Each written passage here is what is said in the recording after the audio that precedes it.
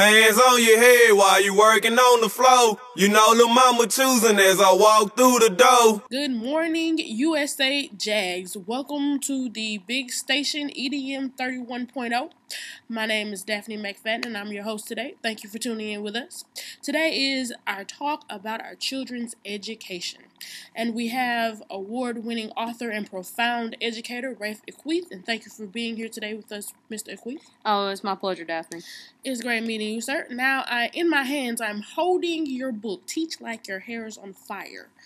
Where did this title come from? Well, that's a funny story, Daphney. I was teaching a chemistry lesson, and I noticed one of my shining stars having a problem lighting a wick. And before this, I had my doubts about being a teacher anymore, but this one moment changed me forever. She was, being considerate of her fellow classmates by telling me to move along without her and did not worry about it, but I didn't want her to be left behind. So I lit the wick, and in the crossfire, my hair lit up. Honestly, I did not know that my hair was on fire, and that is the funny part. This gave the students the opportune moment to do what they have always dreamed of, which is beat their teacher in the head. Now, that is one hell of a story. I guess you were just so concentrated on making sure she got it that you just weren't paying attention. I wasn't. I bet your students really enjoyed that. Now, I honestly believe that you have brought teaching to a more enjoyable and understanding level for a student of this day and age. Tell me about, what you think makes a teacher better at his or her job. Well, Daphney, as a teacher, it is your job to relay information to your students in a way they can learn and retain it in an organized way. I mean, the more organized a student is, the faster and more efficient he or she can get the assignment done. I can tell you of a story that upset me. A teacher at the school I was teaching at decided to make a spectacle of a student for having a messy backpack. Yeah, I think I read that part in your book. Is that where the teacher, posted the pictures, around the classroom of the student's backpack and told the children to put their trash in his backpack instead of the trash can? Yeah, so it was quite ridiculous on the teacher's part. The look of humiliation on that child's face will forever be embedded into my memory. When a child is embarrassed like that, especially in front of his classmates, it's just something he is going to have a hard time getting past. I see that you have you're very passionate about your children and their feelings. You don't find many teachers like you nowadays, and I admire your dedication. Well, thank you. So with that being said, tell me how you would have handled the situation if it was your student. Well, it's funny that you asked that because not too long after, I had a student named Lisa who could not find her homework in her backpack, was very unorganized, and she was so terrified that I would react like Alex's teacher. She was surprised to find that I was not that way. I suggested that her friends show her how to organize her backpack, and I remember the look of relief in that child's eyes, and I knew at that moment that all it took was a little compassion and patience with your students. Wow. Folks, if only you could see the passion in this man's eyes. It almost brought a tear to my eye. Now we're going to K to the I to the M. That means keep it moving for all of you that do not know. Next topic is going to, be searching for level 6. Now, what in the world is level 6? Oh, well, when teachers come in and they want to establish dominance and control in their classroom so their students will respect them, well, I feel like that is a bunch of crap. Level 6 is where everyone should strive to be. Level 6 is called, I have a personal code of behavior and I'll follow it. Okay, well, everybody heard that? Well, let's start going down the list, starting with level 1. I don't want to get in trouble. Well, why not? When a child is at level 1, he or she has good behavior because he or she fears of getting into trouble. For instance, not doing their homework or not doing chores at home. Normally, these would be instances where children would get into trouble. I mean, sometimes the punishments could be physical and some could be mental. Starting out, this is a good level for students, but I honestly believe that we can do better. Yeah, that's really true. I thought that level 2 and level 3 were just so cute. It reminded me of when I was little and I just wanted to please my parents, with good grades, and, they would give me the candy and the chocolate and the trips, to Chuck E. Cheese. And when I was, in my day, it was Discovery Zone instead of all the rest of that, even my aunt, would spoil me with shopping sprees and getting my hair done, But as an up-and-coming teacher, I think that it is the most common way, of getting your child to do what is expected. Yeah, Daphney, I totally agree. But like I said before, we could definitely do better as far as that. I hear you, Rafe. So, what is your favorite part, of searching for level 6? Well, I would have to say that 4, 5, and 6 because they are more advanced levels. I'd like to think that students and adults alike can make it to level 6. This is where you go from wanting to please everyone else to where you go to pleasing yourself, and you do it even though nobody's watching. It's all about that. That's very admirable. Okay. So now we're going to keep it moving to chapter 7. Chapter 7 is where you discuss the importance of history. I also feel like that some teachers neglect it. They place too much emphasis on reading and math, and history is really never taught, especially in elementary schools. Now, you said that a lot of students don't even know why we celebrate certain holidays, like Memorial Day and Independence Day and even Labor Day, which I think everyone can agree on are all important, days to know. So tell us, some ways that you get your students, interested in history and incorporate it into your classroom. Well, first off, I think it's important for children to know different sections of the planet. We spend time learning about the different continents and countries, and then after the children catch on, we make a game out of it. They get into small groups, and I'll ask questions about the world, like name the 5 states that border the Pacific Ocean, or the 2 states that border Florida. This allows the children to visualize the world without using a map, and it also incorporates teamwork. Wow. I bet that's more fun for the students than just the plain definitely lecture. is. Definitely is. I remember history being so boring, and some classes being more enjoyable than others. I think it depends on the teacher. What additional tools do you use to help your students? Well, I'm a big believer in films, but I do not play films to replace our lessons. That's a big mistake some teachers make. The reason I use the films, it just helps get the students more excited and inspired about the same way audiobooks can.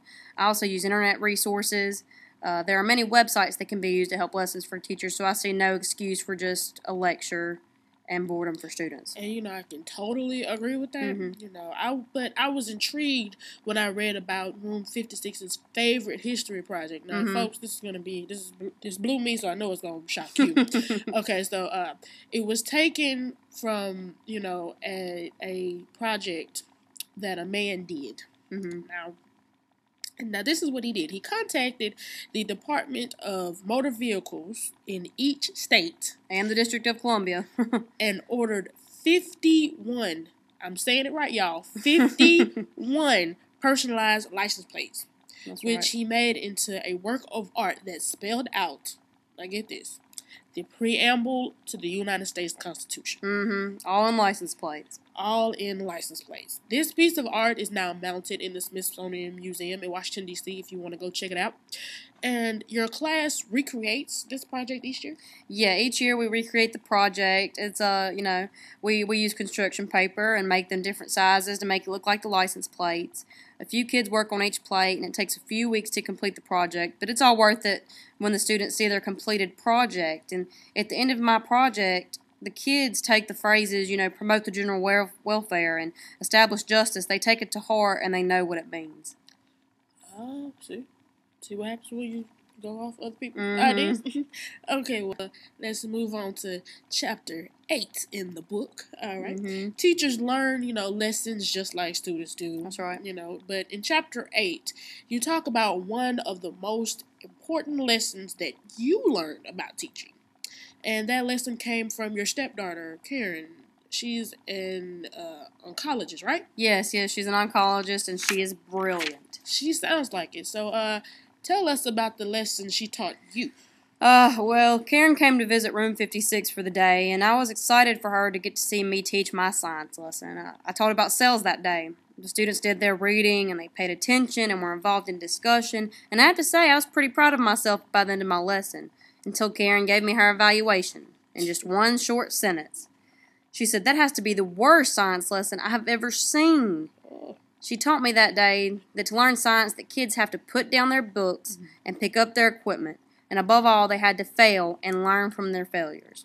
Yeah, I remember you told me the story of how you and your class was, building rockets, and a guest came in, and they kept trying to tell your kids how to fix the rockets. That's right. That's right. I had to explain to them that through failing, they learn more. They analyze the problem, they find a solution, and the only way a student fails is when they quit trying. Yeah, this is true. And, that's very inspirational. Tell everybody, about the epilogue, Rafe. Many teachers have said that the last part of your book is where they really connect with you. Yes, I can see how that is. In our world today, it's so easy to give up when you have so many things pushing against you. Like I said in the epilogue, for every child that is ready to make the effort, far more have already given up. So, what do you do to keep pushing? I opened a former student's essay that she wrote at Notre Dame. Her name was Janet, and I took her to Notre Dame when she was 13 years old and told her that anything was possible. She is a top student there today, and that's where my search for a reason to believe ends. Okay, so do you have the essay with you? Yes, here, you can read it if you like. Okay, well, let's see what we have here. This is what Miss Janet said. I was first introduced to Shakespeare when I was 9 years old by a teacher, Rafe Esquith, who was famously known at my elementary school for directing a Shakespeare play every year. Not wanting to turn down the opportunity to be in one of his famous plays, I immediately said yes when he asked me. Now, I put famous in quotes because at my elementary school, being asked to participate in a Shakespeare play was like being asked to join in the cool and exclusive group in school. The following year, I was given the opportunity to be in The Winter's Tale. All the plays were performed in our tiny classroom, room 56, and on the night of the final performance, I could only think to wish that I could stop time. I wish I could put all the feelings from that evening into a jar and carry it around with me everywhere I go, because the emotions in room 56 that night was full of delight, passion, and energy. Putting together those plays every year not only taught me about Shakespeare, but about teamwork and humility, and that when one of my fellow classmates was on the stage, it was his time to be in the spotlight, not mine. I learned how to play many instruments because we incorporated pop songs into many of the scenes. I learned the value of responsibility and hard work, that if I did not have my lines memorized by a specific date, it not only hurt myself but slowed down the rest of production. Who would have thought that one could learn so much just by being in a play?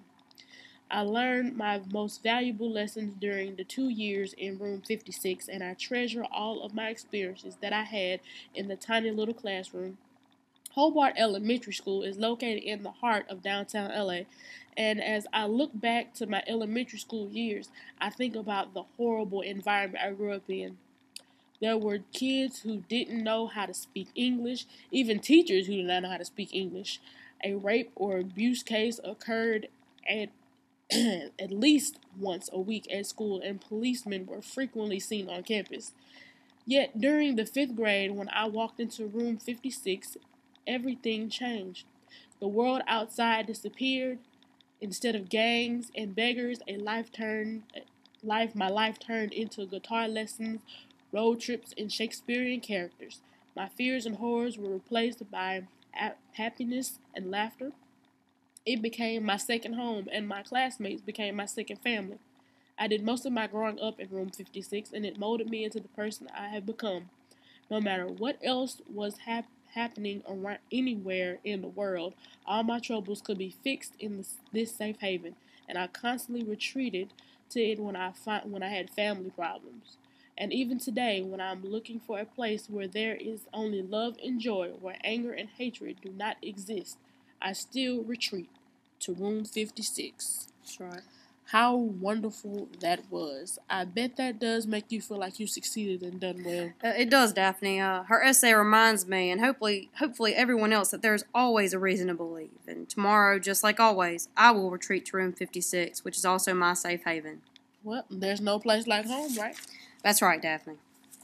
Well, I believe that is all the time we have for today. Thank you so much for sharing some of your stories with us, Rafe. Oh, it's no problem. And giving us a small glimpse into your book, Teach Like Your Hair is on Fire.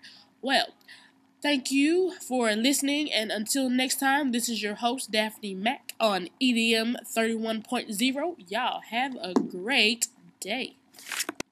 Images provided by Google Images. Voice of Rafe Esquith provided by me, Rachel McGuff. And your DJs on the ones and twos provided by me, Daphney Mac. Thanks for tuning in.